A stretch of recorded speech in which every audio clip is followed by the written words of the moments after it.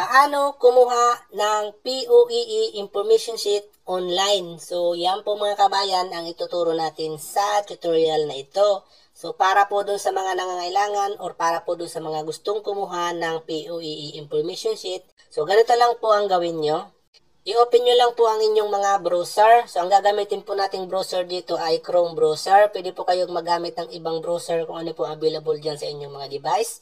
I-open nyo lang po. And then, pagdating dito, i-search nyo lang po ito, POEE information sheet. So, yan po ang i-search nyo. And then, dito po, hanapin nyo po ito dito. Scroll up nyo po kung hindi nyo po makita yan. Yan pong may logong DMW, hindi nakasulat record, and then DMW po. So, dyan po kayo pupunta, okay? So, i-click nyo lang po yan, naka-highlights na yan sa baba. Make your appointment OFW record. So, yan po, i-click natin yan.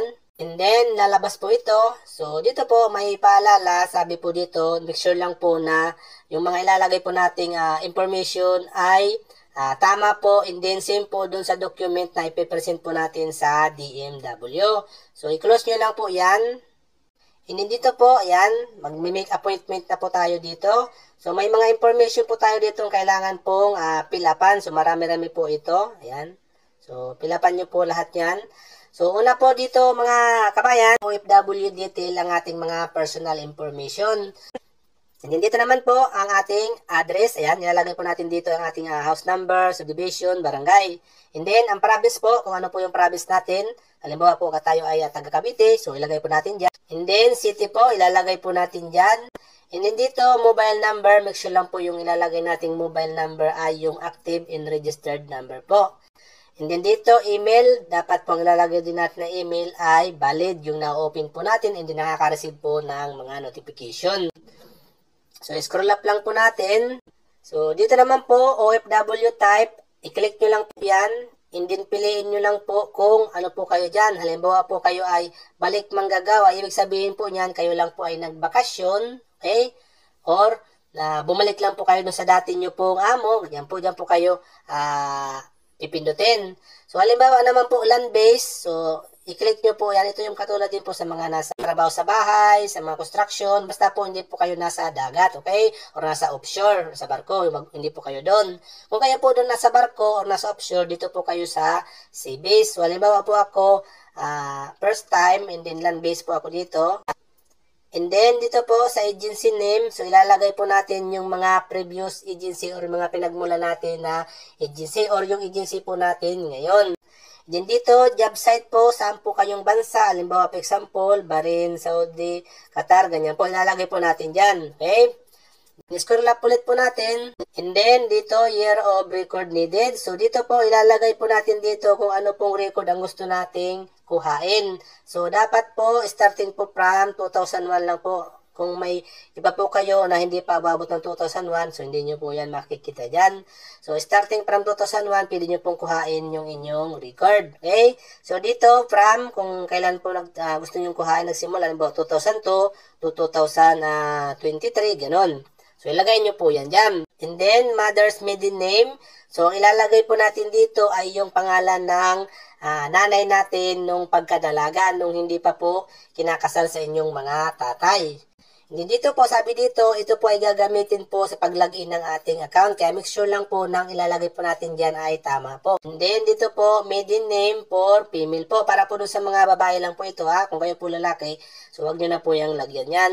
So para po doon sa mga babaeng kukuha nito, ang ilalagay nyo po dito ay yung pangalan nyo po nung hindi pa po kayo kinasal, apelyido nyo po. Yan po ang ilalagay nyo dyan.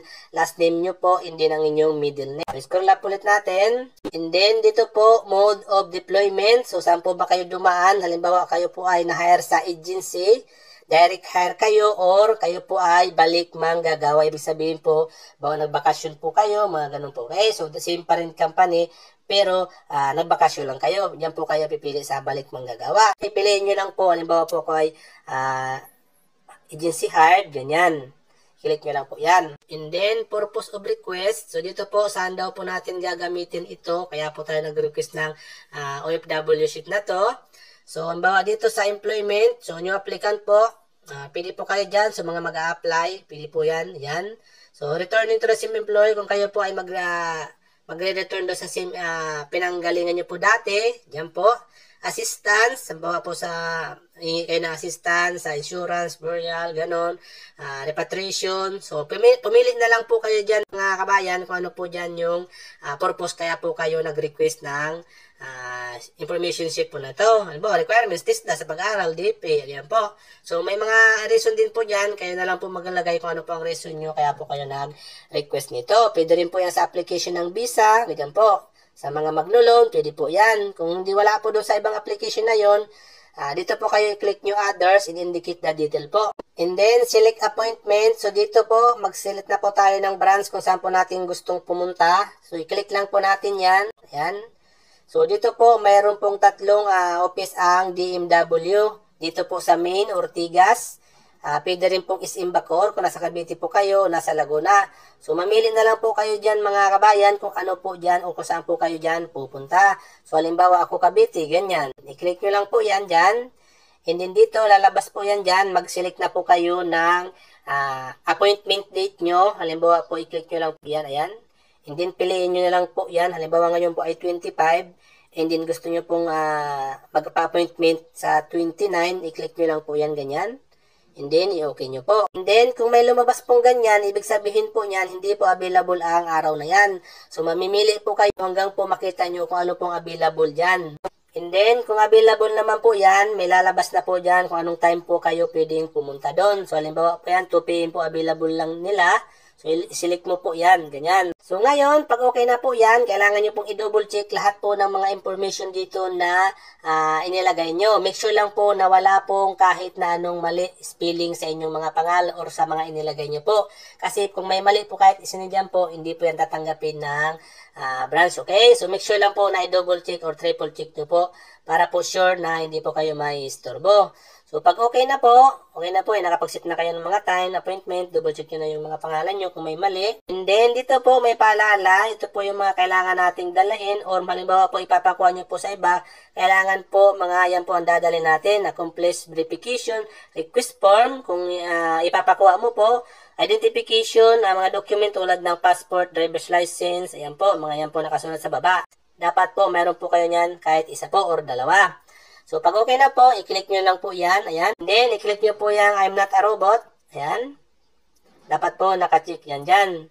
And then, dito po, ensure that appointment form is printed po in a single page. So, dapat po, wag na po nating hati-hatiin yung form po na ibibigay po sa atin dito. Pag once na-click natin itong submit button, may ibibigay ng form. Dapat po, print po natin yan ng isahan lang po. Wag pong hatiin or wag pong palakin, wag pong paliitin para po fit doon sa isang page lang po. Di pag okay na po, nalagay nyo na po lahat yan dyan. Make sure lang po na tama. And then, i-click nyo na po itong submit button.